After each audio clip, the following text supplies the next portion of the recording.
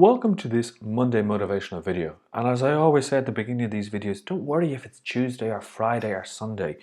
These motivational videos are for you to be motivated any day of the week. I'm Richard Butler of richardbutlerthesuccesscoach.com and richardbutler.coach.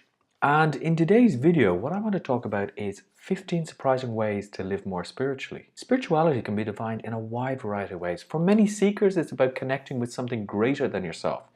You might call it God, the universe, or nature. Whatever words you choose to describe it, it's an experience that gives deeper meaning to your daily routines and ordinary actions. While searching for something sacred can produce dramatic results, the process can be actually quite simple. It doesn't require extensive therapy or taking a year off work to trek through Tibet.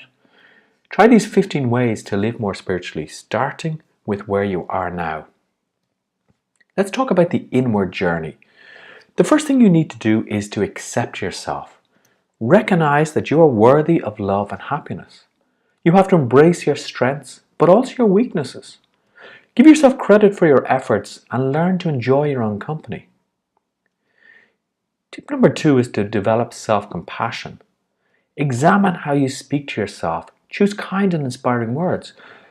Because more often than not, what happens is we are very critical of ourselves.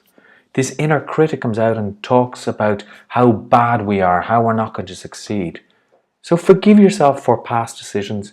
Move on from the past. And when you're struggling, treat yourself extra gently. My third tip is to set intentions. And what I mean by that is plant powerful thoughts or intentions or wants or desires in your mind. Identify the things that you want more of in your life and what you want to contribute to the world. You see, I'm a true believer that what we think about, what we set our mind to, we get more of. If it's negativity, we get more negativity. If it's positivity, we get more positivity. Now, tip number 4 is to use affirmations, and you can create empowering statements that strengthen your motivation and boost your energy, and then repeat them throughout the day. Ensure your affirmations, though, are positive, specific, and written in the present tense. So not, I want to be a better person, or I would like to be a slightly better person, but something like, I am the best version of myself is much better than putting it in the past or the future. Tip number 5 is create rituals. And what I mean by that is spend your first and last moments of the day cultivating your spiritual side. You could pray, meditate, or list the things that you're grateful for. And I've found meditation and being grateful are really important things that I do every single day. Number 6 is to think positive. Always look on the bright side of life was that song from Monty Python. But focus on what you like about your co-workers and neighbors. It's too easy to focus on what we don't have rather than focusing on what we do have. Now, a topic very close to my heart is to be mindful. You need to make conscious choices instead of going through life on autopilot. Notice your habitual reactions and ask yourself if there are more constructive solutions that you could try. For example, you might praise your children instead of nagging them, or empathize with your boss instead of arguing. Now, that's the inward journey, but let's talk about the outward journey. Number 1 is slow down. It's difficult to appreciate life when you're rushing around. Stop for a few moments and pay attention to your breath. Focus on one thing at a time and discover the joys of being fully present and mindful. My second tip is to limit distractions.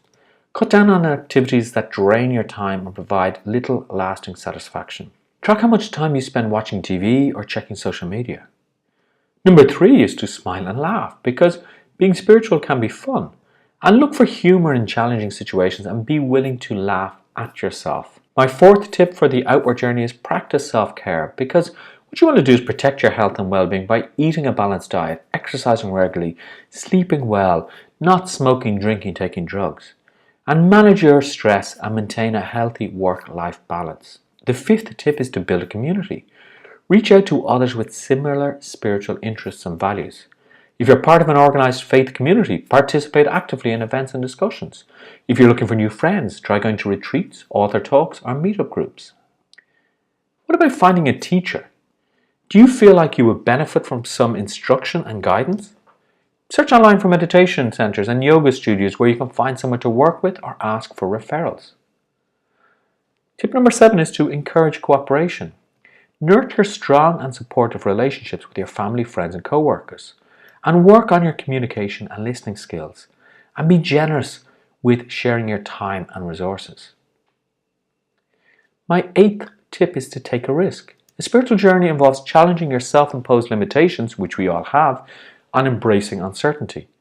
You may sometimes feel uncomfortable as you look more deeply into yourself and question your assumptions, but the rewards are worth it. Find meaning and purpose by welcoming a greater sense of spirituality into your life. Changing your daily habits can transform the way you see the world and help you to discover more bliss and mental clarity. You've been listening to Richard Butler of richardbutler.coach, and if you enjoyed this video, please give it a thumbs up. Please subscribe to my YouTube channel. Please share my YouTube channel. Please visit my website, or why not ask me a question in the comments below? I'd love to hear from you. I'll talk to you on the next Monday motivational video.